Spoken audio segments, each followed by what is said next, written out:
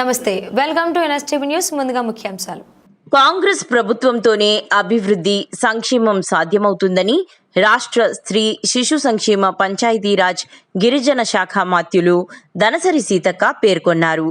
సోమవారం రోజు ఆమె బెల్లంపల్లి నియోజకవర్గంలో ఐటీడీఏ ద్వారా మంజూరైన పలు రోడ్ల ప్రారంభోత్సవ పనులను ప్రారంభించారు. ఈ సందర్భంగా ఆమె మాట్లాడుతూ రాష్ట్ర ముఖ్యమంత్రి వర్యులు రేవంత్ రెడ్డి సారథ్యంలో రాష్ట్రం అభివృద్ధి దిశగా పరుగులు పెడుతోందన్నారు. సోమవారం నాడు ఆమె బెల్లంపల్లి నియోజకవర్గానికి విచ్చేయడంతో ఆమెకు మందమర్రి టోల్గేట్ వద్ద ఘన స్వాగతంను స్థానిక ఎమ్మెల్యే గడ్డం వినోద్ సమక్షంలో పెద్దపల్లి పార్లమెంట్ సభ్యుడు గడ్డం వంశీకృష్ణ, మంచిర్యాల జిల్లా కలెక్టర్ కుమార్ దీపక్, మంచిర్యాల డీసీపీ యగ్గడి భాస్కర్ తదితరులు ఘన స్వాగతం పలికారు.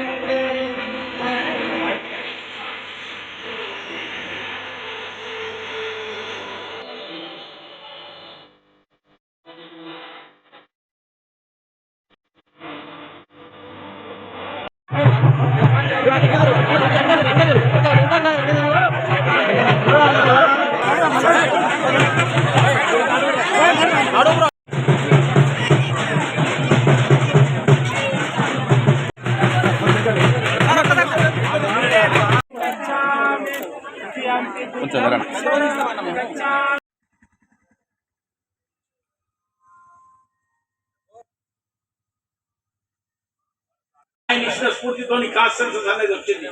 దీంతో మీకు ఓటు హక్కు వచ్చింది, మాట్లాడడానికి దమ్ము ధైర్యం పెరిగింది. మన ఎస్సీ ఎస్టీ సోదరులకు మాట్లాడే కెపాసిటీని ఇంప్రూవ్ చేసుకోవాలంటే మార్కెట్లో మాట్లాడకుంటే నీకు దమ్ము లేదని డాక్టర్ బిఆర్ అంబేద్కర్ ప్రజలకు చెప్పిన సమస్య ఇది. అందుకోసం నేను మీ అందరికీ చెప్తున్నా, ఆయన ఏనాడు live, agitate, work for your own right. ఈ రైట్ అంటే ఏంటి? మన హక్కు. మన హక్కును కాపాడుకునే బాధ్యత కింద మనం అందరం కలిసి లీగల్ సెక్షన్ కు సంబంధించిన సోదరులందరూ దాదాపు 84% ఉన్నాం. దాంట్లోకి ఎస్టీ ఎస్సీకి సంబంధించిన 32% ఉన్నాం. దాదాపు మనకున్న బెల్లంపల్లి, చెన్నూరు, యావత్ తెలంగాణ, ఆదిలాబాద్ జిల్లాల రకరకాలుగా ఉన్న పర్సంటేజ్ ఆఫ్ పాపులేషన్ ని మనం సరిగ్గా యూజ్ చేసుకోవాలంటే నేను మంత్రివర్య వాళ్ళకి రిక్వెస్ట్ చేస్తున్నా, మా రేవంత్ రెడ్డి గారికి మనస్ఫూర్తిగా రిక్వెస్ట్ చేస్తున్నా, మా వీకర్ సెక్షన్స్ కున్న మన బీద ప్రజలకు ఎట్లా మీరు డెవలప్ చేసి మాకు ఇస్తారు సపోర్ట్ అనేది అంబేద్కర్ గారి పేరు పెట్టుకొని ప్రత్యేకంగా సపోర్ట్ చేయమని, ఏ స్కీమ్ ఉన్నా కానీ దాన్ని ఇంప్లిమెంట్ చేయడానికే మీ అందరు సపోర్ట్ ఇచ్చే బాధ్యతని మీ అందరితో నేను మనస్ఫూర్తిగా కోరుకుంటూ, డాక్టర్ బిఆర్ అంబేద్కర్ గారి స్టాచ్యూలను దాదాపు తెలంగాణలో మా కుటుంబం తరఫు నుంచి, మా ట్రస్ట్ తరఫు నుంచి 50 అంబేద్కర్ స్టాచ్యూలు ఇప్పుడు దాకా మేము పెట్టించాం. ఇవన్నీ పెట్టించామంటే ఆయన ద్వారా ఆయన ఇచ్చిన ఆశీర్వాదం, ఆయన ఇచ్చిన హక్కుని కాపాడుకుందాం. ఆయన చూసుకుంటూ ఆయన స్టాచ్యూ అలా పెట్టినందుకు ప్రత్యేకంగా ఇక్కడ ఉన్న కుటుంబ సభ్యులు వాళ్ళందరూ చేసిన కార్యక్రమాన్ని ఇక్కడ దగ్గర 2000-3000 మంది వచ్చారు. పేరు పేరున మీరు ఫోన్ చేసినందుకు, మీరు వచ్చి మాకు ఇచ్చిన ఈ అవకాశాన్ని, మీరు ఇచ్చిన ఈ కార్యక్రమాన్ని మళ్ళొకసారి శంకర్ గారికి, వాళ్ళ కుటుంబానికి ధన్యవాదాలు చెప్తూ సెలవు తీసుకుంటున్నాను. అది ఫస్ట్ 72 సంవత్సరాల ముందు అంబేద్కర్ గారు పెట్టారని చెప్పి ఈ సందర్భంగా గుర్తు చేసుకోవడం చాలా అవసరము. అదేవిధంగా సీతక్క గారు ఉన్నారు, చాలా మంది అమ్మలు ఉన్నారు, అవ్వలు ఉన్నారు, మహిళలు ఉన్నారు. 70 సంవత్సరాల క్రితమే అప్పుడు అంబేద్కర్ గారు మహిళల కోసం వాళ్ళ హక్కులు ఉండాలా, హిందూ యాక్ట్ ప్రకారము మహిళలకు వాళ్ళకు న్యాయం జరగాలని చెప్పి పోరాడి అప్పుడు అనుకూలంగా లేనప్పుడు వారు రాజీనామా కూడా చేస్తారని చెప్పి ఈ సందర్భంగా గుర్తు చేస్తున్నాను. ఎందుకంటే 70 సంవత్సరాల తర్వాత కూడా ఇట్లాంటి సమస్యలు వస్తాయి. ఆ ముందు చూపుతోటి మనం రాజ్యాంగంలో వారికి రైట్స్ ఏదైతే ఈక్వాలిటీ బేస్డ్ వాళ్ళ హక్కులు ఉన్నాయో అవి మనం అప్పుడే ఆలోచించి పెడదామని చెప్పి ఏదైతే వారి ఆలోచన, గొప్ప ఆలోచన ఉన్నదో దాన్ని ఈరోజు గుర్తు చేసుకుంటూ, ఎక్కువ సమయం లేదు, మళ్ళీ సీతక్క గారికి నెక్స్ట్ ప్రోగ్రామ్ కూడా ఉన్నదని చెప్పి ఒక ముఖ్యమైన విషయము చెప్పి ముగిస్తాను. మీ అందరు తెలుసు, ఎలక్షన్ క్యాంపెయినింగ్ అప్పుడు సింగరేణి గురించి చాలా హామీలు ఇచ్చినాము. దానికి కట్టుబడి ఉండి మొన్న రిటైర్డ్ పెన్షన్స్ పెంచాలని చెప్పి పార్లమెంట్లో పోరాడి మరి వారి మీద 20 రూపాయలు టన్ను పెంచాలని చెప్పి ఒత్తిడి తెచ్చి వారు అది ఆర్డర్ ఇవ్వడం జరిగింది. అది త్వరలోనే రిటైర్డ్ కార్మికులకు ఏదైతే ఉన్నదో పెన్షన్లు పెంచే అవకాశం ఉంటుంది, పెంచుతారని చెప్పి ఈ సందర్భంగా గుర్తు చేస్తున్నాను. రాకముందు రాజులు రాజరికాలు వాళ్ళ వ్యవస్థే ఉండేది.